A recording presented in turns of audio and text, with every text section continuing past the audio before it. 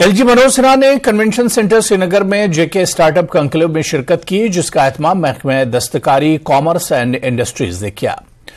सैकड़ों स्टार्टअप्स ने कॉन्क्लेव में हिस्सा लिया। लेफ्टिनेंट गवर्नर ने कन्वेंशन सेंटर श्रीनगर में जे&के इंटरप्रेन्योरशिप कॉन्क्लेव में शिरकत करते हुए कहा कि जम्मू कश्मीर के स्टार्टअप्स इकोसिस्टम में तब्दीली लाने के लिए मुझे उम्मीद है कि आप सबके साथ शानदार गौर-व-खौज होगा।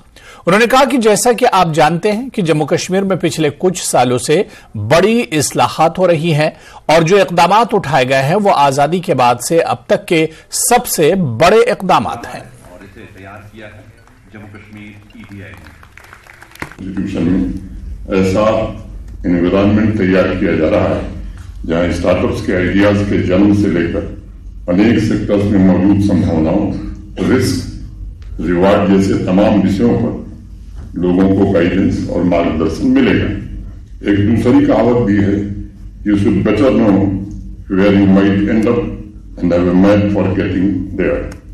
आज आपकी चर्चा में जम्मू कश्मीर में अपॉर्चुनिटीज पर सेक्टर वाइज विचार विमर्श वह मैप है जो आइडिया से लेकर उसके एग्जीक्यूशन तक में आपकी मदद करेगा। एंटरप्रेन्योर्स को पता होगा कि उन्हें किस रास्ते और कहां जाना है। चूंकि आप सभी बिजनेस सेक्टर के एक्सपर्ट्स हैं, उससे बहुत करीब से जुड़े हैं, इसलिए व्यक्तिगत कुछ विचार मेरे हैं जिसे मैं साझा करना चाहूंगा ताकि जम्मू कश्मीर में जो अपॉर्चुनिटीज मौजूद हैं और अधिक स्पष्ट हो सके। ये सच्चाई है कि पिछले कुछ सालों में ऑनलाइन मार्केट प्लेस को लोग सबसे सटीक बिजनेस मॉडल के रूप में मानने लगे।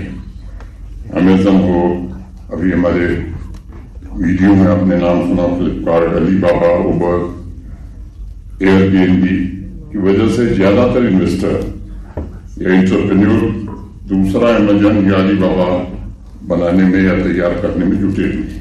उनकी बढ़ती संख्या हम सबने पिछले कुछ वर्षों में देखा है। They have been growing too fast and too early. मुझे स्मरण है लिंक्डइन के फाउंडर रीड हॉफमैन ने एक बार किसी मैगजीन को इंटरव्यू दिया और उसमें कहा उन्होंने कि sometimes startups wants to grow very quickly. It is like you throw yourself off a cliff and assemble your plane on the way down.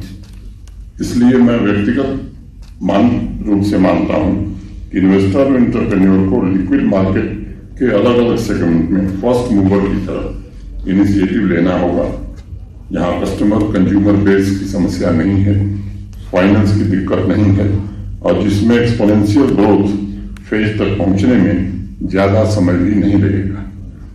मैं आपको एक छोटा सा उदाहरण देना चाहूंगा। इससे 10 साल पहले ग्रीक योगर्ट का मार्केट नहीं था। ट्रेडिशनल दही की बजाय कंज्यूमर कुछ अलग खोज रहे थे जो प्रोबायोटिक हो, स्वास्थ्य के लिए अच्छा हो, लेकिन उनके लिए मार्केट में कोई ऑप्शन मौजूद नहीं था। उसी समय सेक्टर में अमेरिका के चोबानी ग्रुप का स्टार्टअप आया और फर्स्ट मूवर होने की वजह से आज ग्रीक योगर्ट सेक्टर में वो लीडिंग स्टार्टअप बन गया है।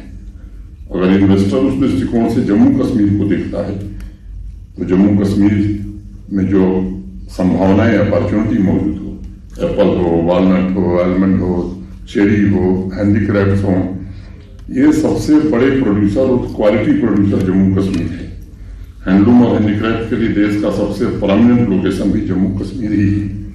एग्रीकल्चर और लड़ाई सेक्टर में अगर सिर्फ हॉर्टिकल्चर सेक्टर पर ही हम नजर डालते हैं, देश का सबसे वाइब्रेंट इकोसिस्टम जम्मू कश्मीर में है।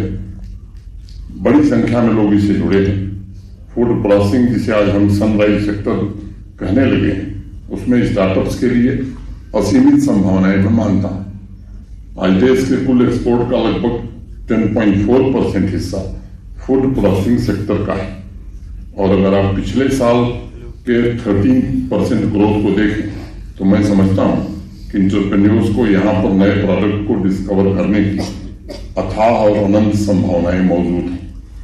केंद्र सरकार के प्रधानमंत्री किसान संपदा योजना PMFME के अलावा अभी जम्मू कश्मीर प्रशासन ने होलिस्टिक एग्रीकल्चर डेवलपमेंट प्रोग्राम के तहत भी एंटरप्रेन्योर्स के लिए प्राथमिकता के आधार पर अनेक योजनाएं बनाई और मेरा दृढ़ विश्वास है जिस प्रकार श्रीअन्न के लिए भारत ग्लोबल हब के रूप में उभरने की कोशिश कर रहा है, उसी तरह फूड प्रोसेसिंग सेक्टर में भी टीयर 2 और टीयर 3 सिटीज के स्टार्टअप्स की मदद से भारतवर्ष प्रोसेस्ड फूड का भी ग्लोबल हब बन सकता है और उसमें जम्मू कश्मीर सबसे ऊपर रहेगा, ऐसा मैं मानता हूं, क्योंकि टैलेंट भी यहाँ है, क्रिएटिविटी भी है और मुझे लगता है कि काम करने की लगन भी।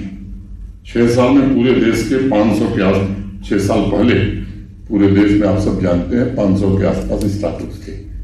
आज उनकी संख्या 99,000 से ज्यादा हो गई। 108 या 9 यूनिकॉर्न है।